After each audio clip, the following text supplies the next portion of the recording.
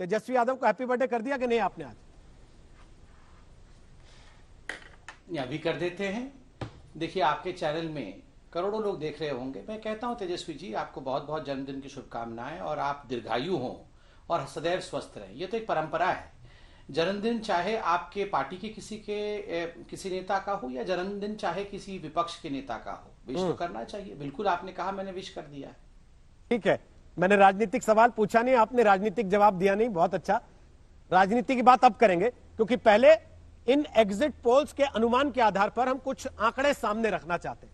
बिहार चुनाव में x factor क्या हुआ हो सकता है अगर यही नतीजे एग्जिट पोल के कल फाइनल नतीजों में बदल जाते हैं।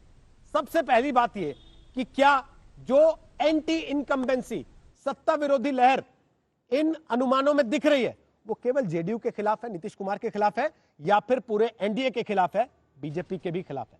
हमने एग्जिट पोल में सवाल पूछा था,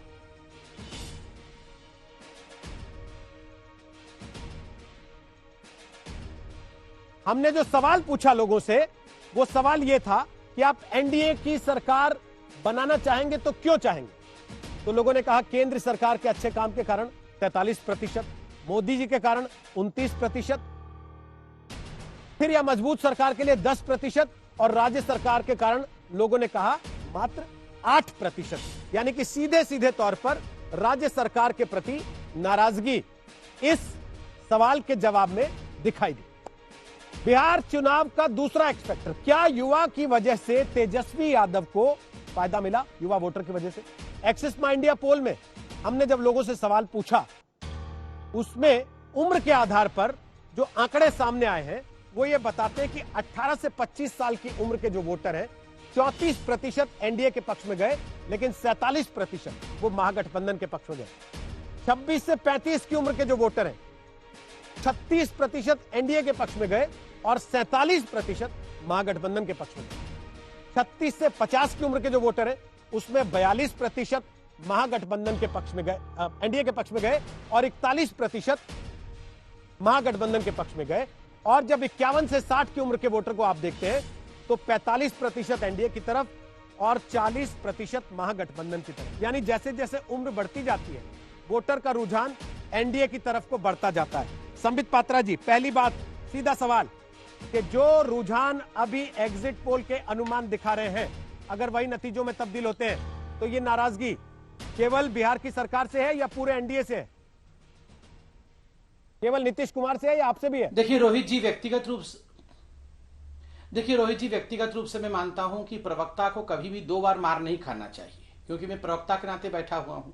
मतलब आज एक बार एग्जिट पोल दिखा के आप मारेंगे और कल उसके बाद नतीजे जब आएंगे तो उसके बाद चढ़ाई करेंगे।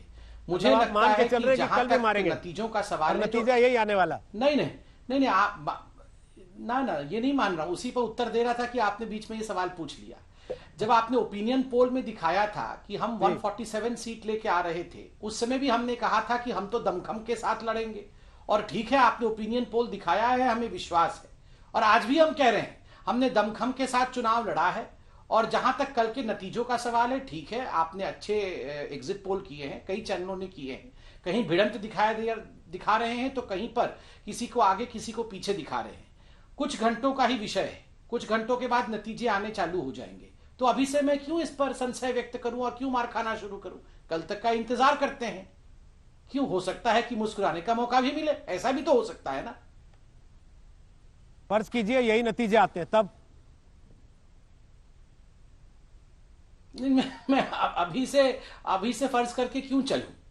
देखिए, मैं ओपिनियन पोल भी देखा हुआ हूं, एग्जिट पोल भी देखा हुआ है। सबसे बड़ी बात, अभी आपने जिन प्रश्नों को लेकर जनता के सामने रखा है, उन प्रश्नों में मोदी जी के प्रति, केंद्र के कार्य के प्रति जिस प्रकार का रुझान जनता में है, वो अपने आप में एक बहुत बड़ा विषय है। इसमें आपने यह भी दिखाया कि परिपक्वता, जैसे जैसे उम्र बढ़ते जा रही है, जो परिपक्व वोटर हैं वो चाहते हैं कि दोबारा जंगल राज न आए, वो चाहते हैं कि कानून की व्यवस्था बनी रहे।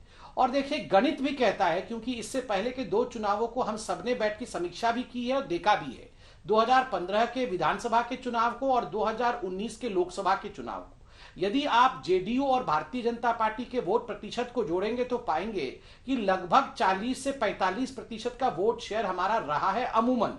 हम 15 में 7 में नहीं लड़े थे, मगर फिर भी अगर जोड़ेंगे तो पाएंगे कि 40 के आसपास हमारा वोट प्रतिशत उस समय था। ठीक उसी प्रकार आरजेडी और कांग्रेस का जोड़ेंगे तो कहीं ना कहीं बेस्ट सिनेरियो 15 से 26% का बैठता है।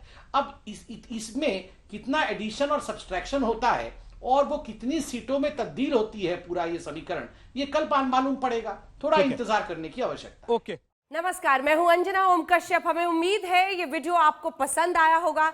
लेटेस्ट खबरों के लिए यूं ही देखते रहिए आज तक, और इस वीडियो के पसंद आने पर लाइक, शेयर एंड सब्सक्राइब करना ना भूलें।